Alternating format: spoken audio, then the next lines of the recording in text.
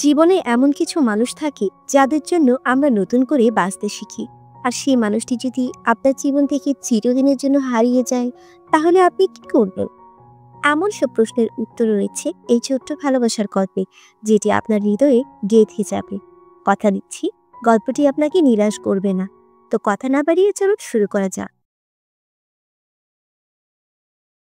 এই মুভির শুরুতেই আমরা ইয়ংকে দেখতে পাই। স্বপ্নে সে দেখে একটি উঁচু পাহাড়ের চূড়ায় ঝুলছিল। এরপর তার এক ওয়াইফ এসে তাকে এমন অবস্থায় দেখতে পায়, সে তাকে কোনো প্রকার সাহায্য না করেই জিজ্ঞেস করে, তুমি এখনো আমার ডিভোর্সের টাকা পাঠাওনি কেন? ইয়ং একটু অবাক হয়ে বলে, আরে আগে আমার জান বাঁচাও, আমি বাঁচতে পারলে তো তুমি টাকা পাবে, তাই না? তার এক্স ওয়াইফ বলে, আচ্ছা তাহলে তুমি ফোনের দিকে তাকিয়ে একটি মুচকি হাসি দাও, যাতে করে ফোনটি আনলক হয়, তাহলে আমি তোমাকে বাঁচাবো। তাই ইয়ং কোনো উপায় না পেয়ে তার কথা মতো ফোনের দিকে তাকিয়ে হাসে। এরপর তার ফোন আনলক হতেই হাত খুশকে সে পাহাড় থেকে পড়ে যায়। ফোন আনলক হওয়ার পর তার এক্স ওয়াইফ দেখে তার হাজবেন্ডের অ্যাকাউন্টে কোনো টাকাই ছিল না।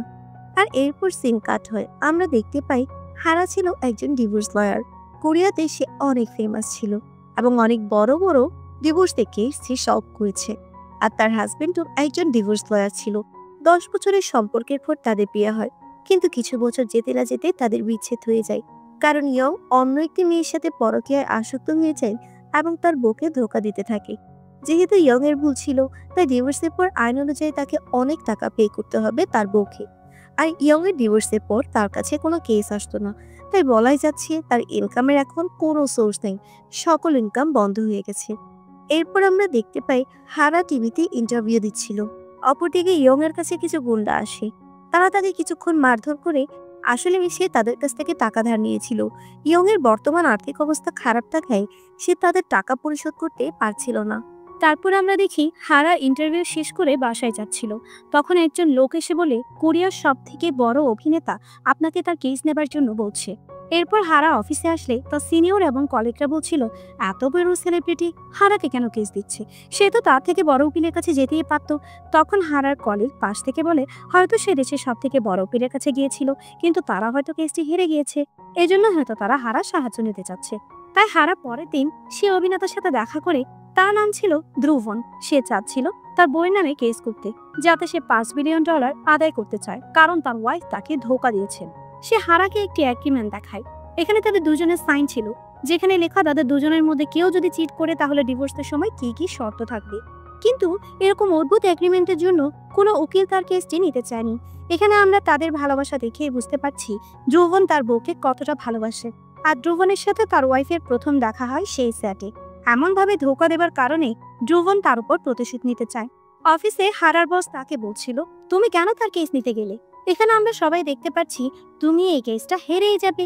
এখানে বোঝাই যাচ্ছে হারা এই কেসটি একটু ইমোশনাল হয়ে নিয়েছিল, কারণ হারা নিজেও তার স্বামীর কাছ থেকে ধোঁকা খেয়েছে। এরপর হারার অফিসে তার এক্স হাজবেন্ড উইং আসে। তাকে দেখে রীতিমতো সবাই অবাক হয়ে যায়, কারণ সবাই তাকে হারার হাজবেন্ড হিসেবে চেনে। কিন্তু একটু পর অফিসের আরেকজন সিনিয়র আসে, যার নাম ছিল হাং। সে সবাইকে উদ্দেশ্য করে বলে, আজ থেকে ইয়ং আমাদের সাথে কাজ করবে। তার এই কথা শুনে হারা অনেক রেগে যায় এবং বলে, এখানে যদি ইয়ং কাজ করে তাহলে আমি এই জবটি ছেড়ে দিব, কারণ আমি তার সাথে কাজ করতে চাই না। এরপর হাং তাকে বোঝানোর চেষ্টা করে ইয়ং এখন আর আগের মতো নেই, তার মধ্যে অনেক পরিবর্তন এসেছে। সবাই জীবনে ভুল করে, সেও না হয় একবার ভুল করেছে, মানুষ তো সারা জীবন এক থাকে না। তুমি না হয় আরেকবার তাকে একটি সুযোগ দিয়ে দেখো। আর আমি তো তোমাকে তাকে পুনরায় বিয়ে করতে বলছি না, শুধুমাত্র তার সাথে কলিগের মতো কাজ করবে। এখানে হারার কাছে অপশন না থাকায় সে রাজি হয়ে যায়। এর পরের দিন হারা সেই অভিনেতার সাথে দেখা করতে আসে এবং সেখান থেকে সরাসরি সে ধ্রুবনের স্ত্রী এবং তার উকিলের সাথে দেখা করতে চায়। হারা চাইছিল নিজেদের মধ্যে মিটমাট করে নিতে, কিন্তু ধ্রুবনের স্ত্রী উল্টো তাদের নামে কেস করতে চাচ্ছিল। সেই শর্ত অনুযায়ী সে তার হাজবেন্ডের কাছে উল্টো টাকা চাচ্ছিল, কারণ ধ্রুবনের বউয়ের কাছে এমন একটা কাগজের প্রমাণ রয়েছে, সেটি দিয়ে সে প্রমাণ করতে পারবে ধ্রুবন একজন মানসিক রোগী। আর এমনটা দেখে হারা পুরোই অবাক হয়ে যায়। সে কি করবে কিছুই বুঝতে পারছিল না। তারপর হারা বিকেলের দিকে এই কেসটি নিয়ে অনেক রিসার্চ করছিল, কিন্তু তখনই তার এক্স হাজবেন্ড উইং সেখানে চলে আসে। তাকে দেখে সে খুব রেগে। এখানে উইং তাকে বলে, এই কেসের গুরুত্বপূর্ণ প্রমাণ আমার কাছে আছে, আর এটির উপর ভিত্তি করে তুমি কেসটি জিততে পারবে। তাই আমি বলি কি, আমাকে এখানে তোমার সাথে কাজ করতে দাও। বর্তমানে আমার কাছে কোনো কাজ নেই, কোনো টাকা পয়সা নেই, অনেক ঋণ রয়েছে আমার। আর আমি যদি টাকা ইনকাম করতে না পারি তাহলে তোমাকে তোমার ডিভোর্সের টাকা কিভাবে দেব? এর পরের সিনে আমরা দেখতে পাই কোর্টে দ্রবণের স্ত্রীর উকিল প্রমাণ করে দিচ্ছে দ্রবণ একজন মানসিক রোগী। আর একজন মানসিক রোগীর সাথে সে কি করে সংসার করতে পারে, তাই সে ডিভোর্স চাচ্ছে। এরপর জজ বলে, তার বিরুদ্ধে তোমার কিছু বলার আছে কিংবা কোনো প্রমাণ আছে আসামির পক্ষে? হারা বলে, আমার তেমন কিছু বলার নেই, তবে আমি একটু দ্রবণের ওয়াইফের সাথে কথা বলতে চাই। এরপর ফ্ল্যাশব্যাকে আমরা দেখতে পাই গতকাল রাতে হারার হাজবেন্ড তাকে এই কেসের বিষয়ে সবকিছু বুঝিয়ে দিয়েছিল। সেম কাট হলে আমরা দেখতে পাই হারা তার ওয়াইফকে বলে, তুমি কি দ্রবণের এই থেরাপির বিষয়টি আগে থেকে জানতে? তখন দ্রবণের স্ত্রী বলে, হ্যাঁ, আমি আগে থেকেই জানতাম। হারা তাকে জিজ্ঞেস করে, এটি জানার পরেও তুমি কেন তার সাথে ছিলে? তখন সে বলে, কারণ আমি তাকে অনেক ভালোবাসতাম। তার উত্তরে হারা বলে, তাহলে কি এমন হলো যে এখন আর তুমি তাকে ভালোবাসো না? হারার এই কথার উত্তরে দ্রবণের স্ত্রী কিছুই বলতে পারে না। তারপর হারা জর্জকে বলে, দ্রবণের স্ত্রী তার এই অসুখের বিষয়টি আগে থেকেই জানতো আর সবকিছু জেনে বুঝেই সে বিয়ে করেছিল। এখানে বুঝেই যাচ্ছে সে দ্রবণের অসুস্থতার জন্য তাকে ডিভোর্স দিতে চাচ্ছিল না, সে টাকার জন্য ডিভোর্স দিতে চাচ্ছে। আর এখানে বিয়ে করার তার এটাই মূল উদ্দেশ্য ছিল।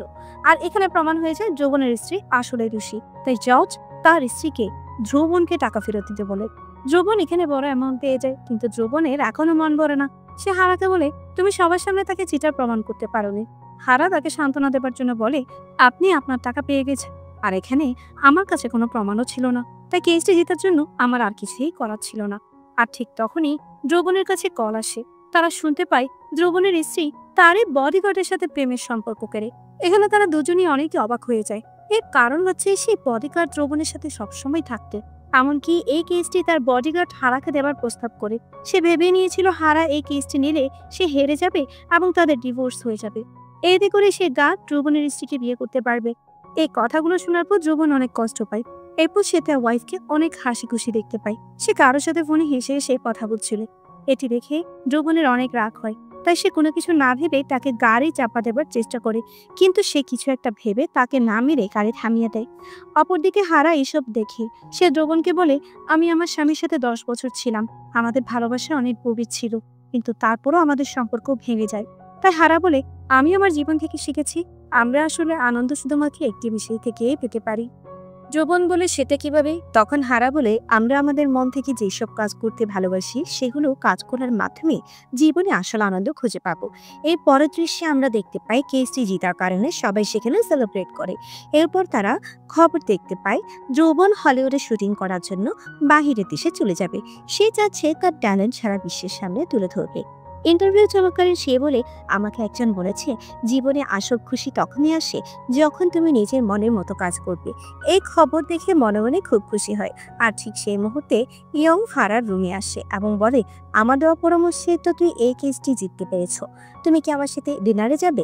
হারা একটু চিন্তা করে বলে, আচ্ছা ঠিক আছে, আমি যাব। এরপর ইয়ং তাকে একটি রোমান্টিক জায়গায় নিয়ে আসে ডিনার করতে। তখন হারা মনে মনে ভাবতে থাকে সে আবার সবকিছু নতুন করে শুরু করতে চাইছে। এই কিছুক্ষণ পর হারার ভুল ভেঙে যায়।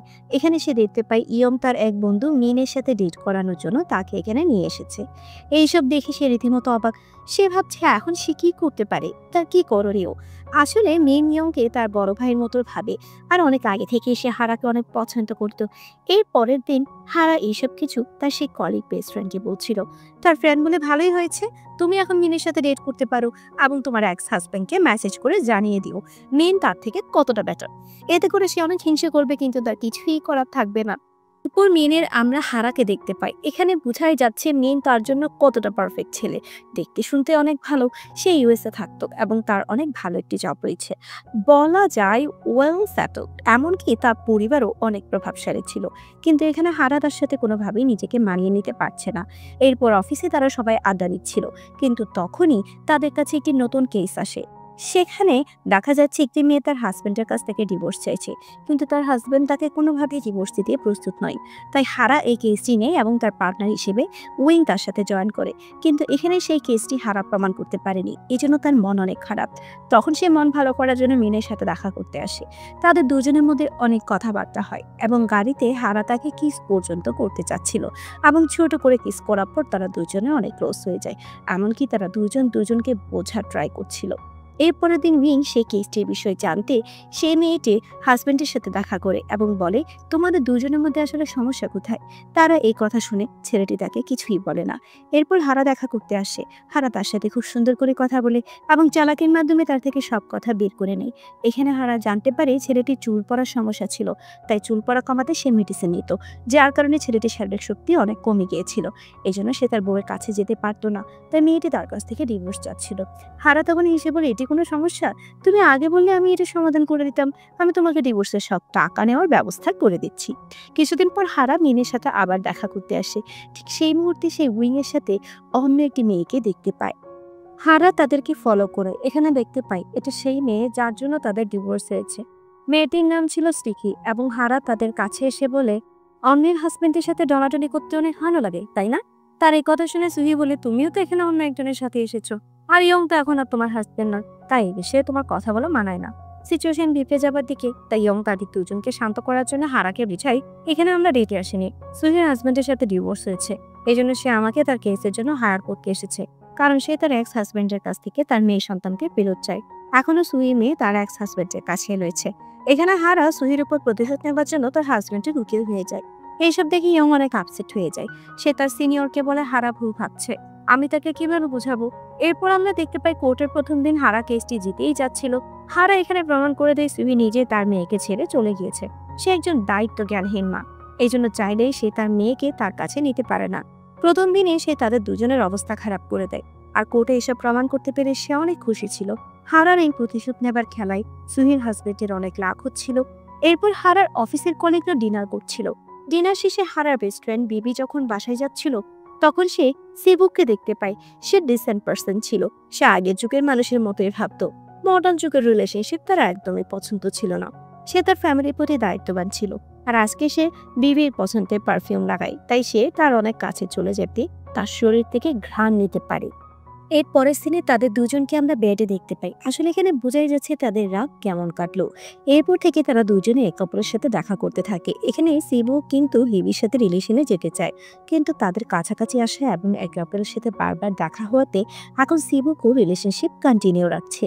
অপরদিকে আমরা দেখতে পাই ইয়ং এবং সুহি ভাবছিল কিভাবে তারা এই কেসটি জিততে পারে এবং তার মেয়েকে তার কাছে নিয়ে আসতে চাচ্ছিল। এখান থেকে আমরা জানতে পারি সুহির হাজবেন্ডকে কেন সে ডিভোর্স দেয়। আসলে তার হাজবেন্ড তাকে অনেক টর্চার করতো। এত যন্ত্রণা সইতে না পেরে সে তাকে ডিভোর্স দিয়ে দেয়, কিন্তু তার মেয়েকে সে সেখানেই ছেড়ে আসে। তাদের মেয়ে কিছুটা বড় হবার পর সিদ্ধান্ত নেই তার মেয়েকে সে নিজের কাছেই রাখবে। ইয়ং প্রমাণ করার জন্য সে সকল তথ্য কালেক্ট করছিল। তার সবকিছু বেবি তার বেস্ট ফ্রেন্ড হারাকে দিয়ে দেয়, যাতে করে ইয়ং সে কেসটি জিততে না পারে। হারা রিপোর্টগুলো ইচ্ছে করে দেখতে চায়, কারণ সে জানতে পেরেছে গতকাল ইয়ং এর বাসা থেকে সুহি বের হয়েছে। এইটি দেখে তার মন খারাপ হয়ে যায়। সে মনে করছে সুহির সাথে তার ফিজিক্যাল রিলেশন রয়েছে, তাই প্রতিশোধ নেবার জন্য এই কেসটি তার জিততেই হবে। আর এবার এই রিপোর্টের সাথে সে জিতার জন্য প্রস্তুত ছিল। পরের দিন হারা এই কেসের মোড় অন্যদিকে ঘুরিয়ে দেয়। সুহি আসলে তার স্বামীর টর্চারের জন্য তাকে ছেড়ে যায়নি। আসলে সে তার উকিলের সাথে পরকীয়ায় লিপ্ত ছিল, এই জন্য সে তার স্বামীকে ছেড়ে দেয়। হারা প্রমাণ হিসেবে ইয়ং এবং সুহির মেসেজের চ্যাটিংগুলো পেশ করে আসলে এগুলো দেখিয়ে ইয়ং হারা থেকে ডিভোর্স নিয়েছিল। ইয়ং এগুলো দেখে তাড়াহুড়া করে জজকে কিছু বলার ট্রাই করছে, কিন্তু সে তেমনভাবে কোর্টে বলতে পারে না। এরপর ইয়ং কোনো কিছু না ভেবে অনেক বড় একটি প্রমাণ ফাঁস করে দেয়। সে বলে, আসলে আমি হারাকে কখনোই চিট করিনি। আসলে আমার সুহির সাথে কোনো সম্পর্ক ছিলই না। সবগুলো সাজানো নাটক ছিল। এই চ্যাটগুলো নকল ছিল। আমি অভিনয় করেছি ধোঁকা দেওয়ার। এমনকি এইসব চ্যাটিং আমি নিজেই বানিয়েছি, যাতে করে হারা আমাকে ডিভোর্স দেয়। জজ বলে, এটা তোমাদের অভিনয়ের জায়গা নয়, যে যেভাবে বলবে সেভাবে মেনে নেওয়া হবে। এই বলে সে কোর্ট আজকের দিনের জন্য কোর্ট মুলতবি ঘোষণা করে। অন্যদিকে হারা এই কথাগুলো ভেবে পাগলের মতো হয়ে যাচ্ছিল, তাই সে জানার জন্য ইয়ং এর কাছে গিয়ে জিজ্ঞেস করে সে কোর্টে যা যা বলেছে সেগুলো সত্য কিনা। আর তুমি আমার সাথে বেইমানি করলে, এটা কি সত্য? তখন ইয়ং বলে, হ্যাঁ, আমি তোমাকে ধোঁকা দিইনি। হারা জিজ্ঞেস করে, তাহলে কেন তুমি আমাকে ডিভোর্স দিলে? আমি এই সম্পর্কে অনেক বোর ফিল করতে থাকি, তাই আমি এমনটা করেছি। তখন সে বলে, শুধুমাত্র বোর ফিল করার জন্য তুমি এত সুন্দর একটি সংসার ভেঙে দিলে? তুমি কি পাগল? আচ্ছা ঠিক আছে, তুমি তাহলে আমাকে এটা বলো, গতকাল তোমার বাসা থেকে সুহি কেন বের হয়েছে? আর এখন তোমাদের মধ্যে কোনো সম্পর্ক নেই? আসলে তুমি ভুল দেখেছো। আমি সুহির বাসায় ভাড়া থাকি। ওর বাবা-মা কম টাকায় আমায় বাসা ভাড়া দেয়। তাই তুমি ওকে আমার সাথে দেখেছিলে। এইসব ভেবে হারা অনেক কষ্ট পাচ্ছিল এবং তার মনে দুটো প্রশ্ন ঘুরছিল। একদিকে সে এটা ভেবে খুশি হচ্ছিল ইয়ং তাকে ধোঁকা দেয়নি। আর অপরদিকে ভাবছিল তাহলে কি জন্য তাকে ডিভোর্স দিল। এখানে বোঝাই যাচ্ছে ইয়ং তার ডিভোর্সের বিষয়টি তাকে খুলে বলে না। এরপর আমরা দেখতে পাই সুহির এক্স হাজবেন্ড হারাকে বলে এখন সুহির কেসটি মজবুত হয়ে যাবে, তাই কাল আমি আমার মেয়েকে নিয়ে অন্য দেশে চলে যাব। পরের দিন এয়ারপোর্টে সে তার মেয়েকে নিয়ে আসে। ঠিক তখনই তার কাছে একটি কল আসে। সে কোথায় বলায় অনেক ব্যস্ত ছিল। তখন তার মেয়ে তাকে বলে আমি ওয়াশরুমে যাব। সে তার মেয়েকে দেখিয়ে ওখানে গিয়ে ওয়াশরুমে সেরে আসো। ওয়াশরুম থেকে বের হবার পর মেয়েটি ঘুরে এয়ারপোর্ট থেকে বেরিয়ে আসে। এরপর রাস্তা পার করতে গিয়ে তার অ্যাক্সিডেন্ট হয়ে যায়। এরপর সবাইকে আমরা হসপিটালে দেখতে পাই, কারণ তারা জানতে পেরেছে সুহির মেয়ে অ্যাক্সিডেন্ট করে হসপিটালে চিকিৎসাধীন রয়েছে। এরপর ইয়ং হারার সাথে অনেক রাগারাগি করে, কারণ হারা জানতো সুহির এক্স হাজবেন্ড তার মেয়েকে নিয়ে বিদেশ চলে যাচ্ছিল। এইসব জেনেও হারা ইয়ংকে কিছুই জানায়নি। এরপর হারা ইয়ংকে কিছু বলার আগে সুহি সেখানে এসে বলে হারার কোনো দোষ নেই, সব দোষ আমার। নিজের বলে এই সে কাঁদতে থাকে। তার কাছ থেকে এই কথাগুলো শুনে হারারও অনেক খারাপ লাগে। হারা তখন ইয়ংকে বলে আমি তাকে অনেক বোঝানোর ট্রাই করেছি, কিন্তু সে আমার কোনো কথাই শুনেনি। পরের দিন হসপিটালে ইয়ং সুহির মেয়েকে দেখতে আসে। আস্তে আস্তে তার অবস্থা আগের তুলনায় ভালো হতে থাকে। ওর কোর্ট এই বিষয়টি জানার পর তাকে তার মেয়ের কাস্টাডি দিয়ে দেওয়া হয়। এখন সে তার মেয়ের সাথে থাকতে পারবে। অপরদিকে হারা তার নিজের বাড়িতে আসে মায়ের সাথে দেখা করতে। সে রুমে গিয়ে নিজের ড্রয়ার খুলে একটি ছবি দেখতে পায়। এই ছবিটি ছিল 10 বছর আগে। এখানে আমাদেরকে 10 বছর আগের একটি ফ্ল্যাশব্যাক দেখানো হয়, যেখানে হারার সাথে ইয়ং এর কিভাবে পরিচয় হয় এবং তারা কিভাবে রিলেশনে যায়। তারা দুজন একই কলেজে পড়তো এবং একই বাসে প্রতিদিন যাতায়াত করত। একদিন বাসের মধ্যে একটি গান বাজছিল। হারা তখন ইয়ং এর কাছ থেকে সেই গানের নাম জানতে চায়, কিন্তু ইয়ং নিজেও গানের নামটি জানতো না। তাই ইয়ং সেই গানের নামটি জেনে পরের দিন হারার বইয়ের মধ্যে কাগজে লিখে দেয়। এটি দেখে হারা বলে আমিও গতকাল গানটি শুনে সেটি বাসায় গিয়ে খুঁজে বের করি। এরপর ইয়ং বলে তুমি কি আমার সাথে এই সিঙ্গারের কনসার্টে যাবে? হারা অবশ্যই আমি যাব, কোনো সমস্যা নেই। তারা একসাথে কনসার্টে যায় এবং এটি ছিল তাদের প্রথম একসাথে কাটানো দিন। সেখানে তাদের সুন্দর মুহূর্তগুলো কাটতে থাকে। আর ফ্ল্যাশব্যাক থেকে সিন এখন বর্তমানে চলে আসে। হারা তার মায়ের বাড়ি থেকে নিজের বাসায় যাচ্ছিল, তবে যাবার সময় সে মিনকে দেখতে পায়। তাই মিনকে সে নিজের বাসায় নিয়ে আসে। এখন হারা মনে মনে দোটানার মধ্যে রয়েছে। একদিকে জানতে পেরেছে ইয়ং তার সাথে কোনো ধোঁকাবাজি করেনি, তাই মনে মনে ইয়ং এর প্রতি তার ভালো লাগা কাজ করছিল। অন্যদিকে মিন এখন তাকে অনেক ভালোবেসে ফেলে। এখন হারা কি করবে সে কিছুই বুঝতে পারছিল না। পরের দিন হারা মিনের বাসায় আসে। তারা দুজনে ক্লোজ হবার চেষ্টা করছিল। ঠিক তখন মিনের মা সেখানে চলে আসে আর তাদের দুজনকে এই অবস্থায় দেখে ফেলে। মিনের মা হারাকে দেখে ঘাবড়ে যায়। সে ভাবছে আমাদের বাসায় এই মেয়ে কি করছে। মিন তার মাকে সবকিছু বুঝিয়ে বলে এবং একসাথে ডিনার করে। মিনের মা ও হারাকে অনেক পছন্দ হয়, তাই মিনের ফ্যামিলি চাচ্ছিল দ্রুত তাদের বিয়ে হোক, কিন্তু হারা এখন বিয়ে করার জন্য প্রস্তুত নয়। ইয়ং কেসটি তারপর সুহার সাথে তার আর তার মেয়ে প্রতিনিয়ত দেখা হতো। সুহা তাকে জিজ্ঞেস করে তুমি কি আমার বাচ্চার বাবা হবে, কারণ ইয়ং সোহার মেয়েকে তার মেয়ের মতো দেখাশোনা করতো আর সোহার পরিবারও তাকে অনেক পছন্দ করত। এত কিছুর পরেও ইয়ং তার কথায় রাজি হয় না। সে সোহাকে এ বিষয়ে কথা বলতে বারণ করে। এখান থেকে বোঝাই যাচ্ছে ইয়ং হয়তো এখনও হারাকেই ভালোবাসে। এরপর ইয়ং অফিসে এসে এইসব কথা হারার সাথে শেয়ার করে। সে হারাকে বলে আমি সোহাকেও না করে দিয়েছি, আর হারা বলে তুমি আমাকেও ছেড়ে দিয়েছো এবং সোহাকেও না করে দিয়েছো, এমনকি তুমি তোমার মায়ের সাথে থাকো না। আসলে তোমার সমস্যা কোথায়?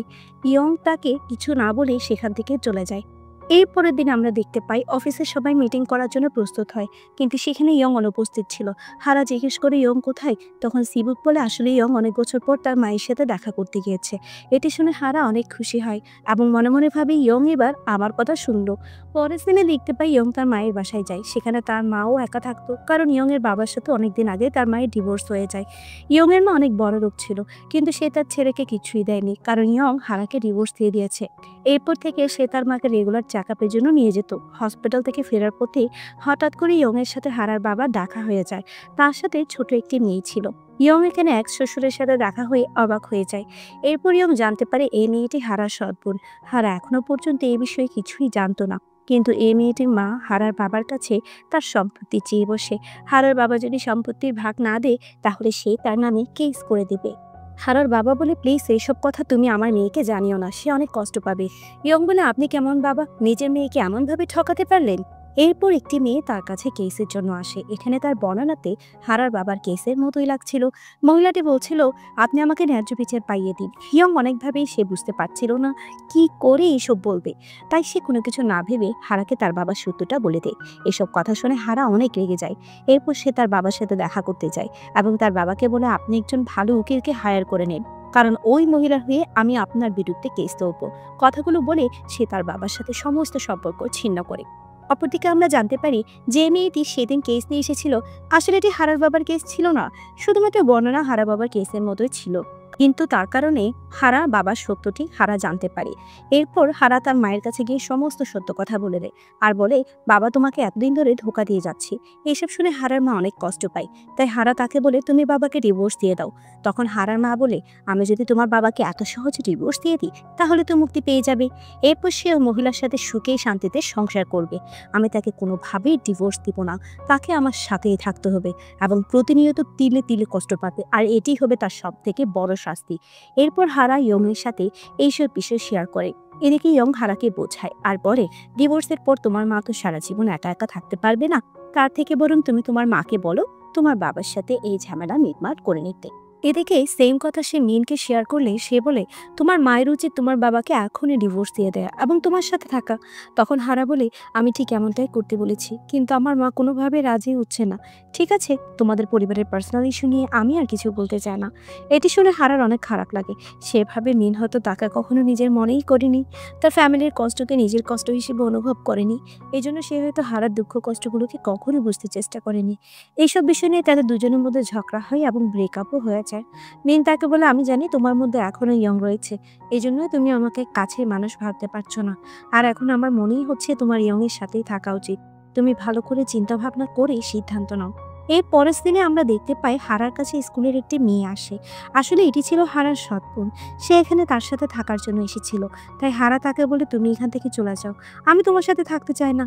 এরপর হারা তার বেস্ট ফ্রেন্ড বিবির সাথে সবকিছু শেয়ার করে। বিবি তখন তাকে পরামর্শ দেয়, তোমার যদি এখনো ইয়ংকে ভালো লেগে থাকে তাহলে তুমি তাকে সত্য কথাগুলো বলে দাও।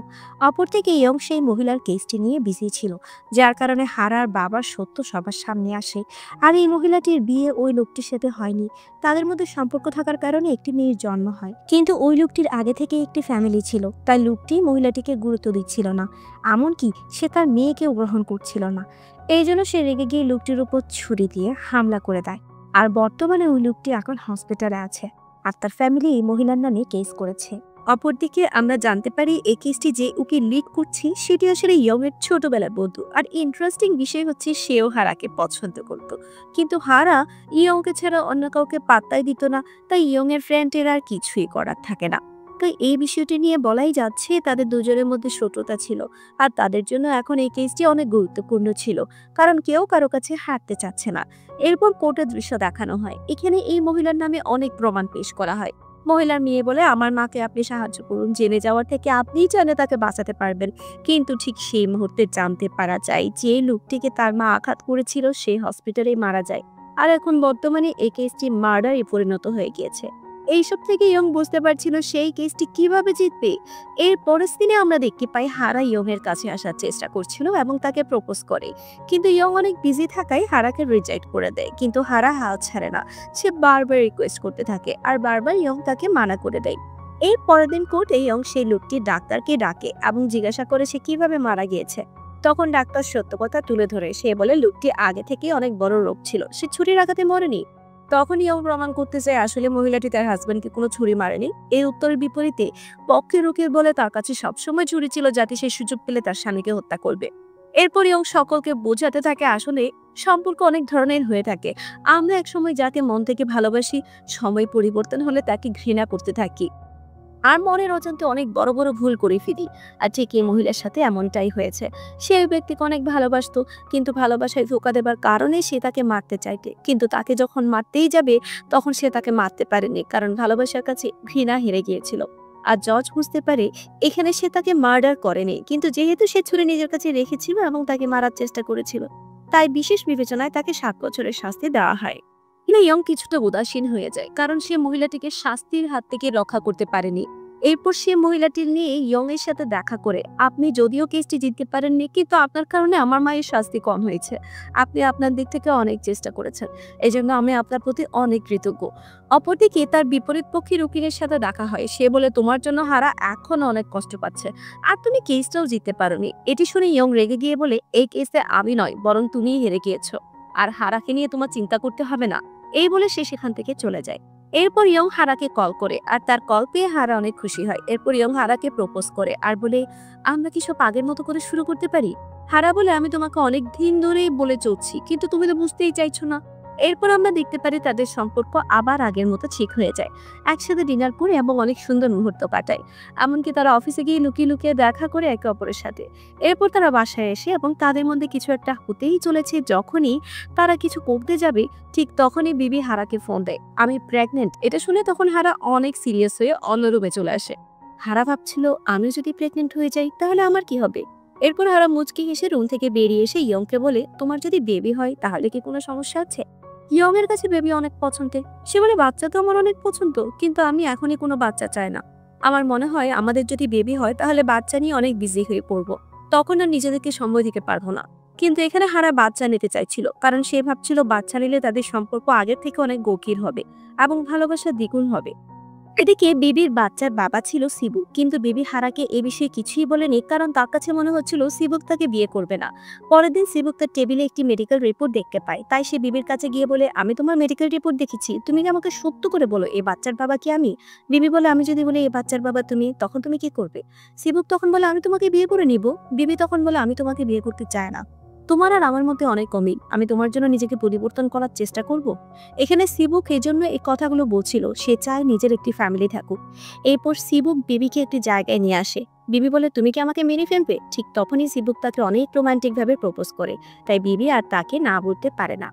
অন্যদিকে হারা যখন তাদের লাভ স্টোরি গল্প শুনে তখন অনেক জেলাস ফিল করে। হারা ভাবতে থাকে বিবি অনেক ভাগ্যবতী, সে এমন একজনকে নিজের জীবনের সঙ্গী হিসেবে পেয়েছে।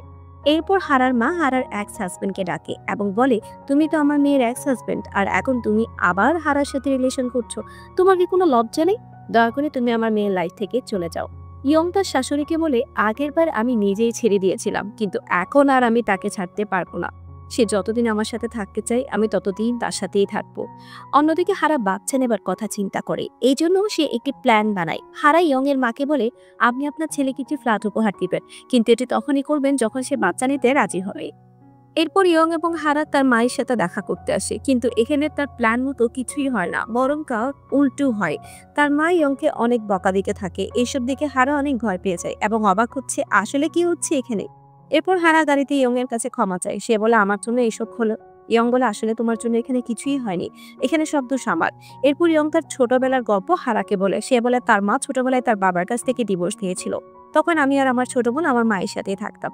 আমার মা সর্বদা টাকাকে বেশি গুরুত্ব দিত, এমনকি আমার মা আমাকে বলতো আমি যদি পরীক্ষায় ভালো রেজাল্ট না করি তাহলে সে আমাকে কিছুই দিবে না। এগুলো শুনে হারা তখন বলে, তোমার ছোট বোনও আছে? তোমার বোন এখন কোথায়? ইয়ং বলে, আমার বোন মারা গিয়েছে। তখন আমাদেরকে আরেকটি ফ্ল্যাশব্যাক দেখানো হয়।